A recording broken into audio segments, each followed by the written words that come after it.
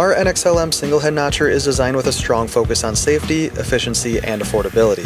While it may come with a slightly higher price tag compared to other manual notchers, it stands as one of the safest options available. It's equipped with an easily accessible initiation cycle push button and a multifunctional safety gate that also doubles as a table stop. With these features, you can expect the same level of operator safety that you've come to rely on from all of our machines. Since it is a manual notcher, you'll have to operate it by hand. However, the labor requirements for doing so are minimal. This is thanks to the tabletop, which glides smoothly on greasable bearings along a linear rail. The NXL-M comes standard with an 8-inch dust collection port.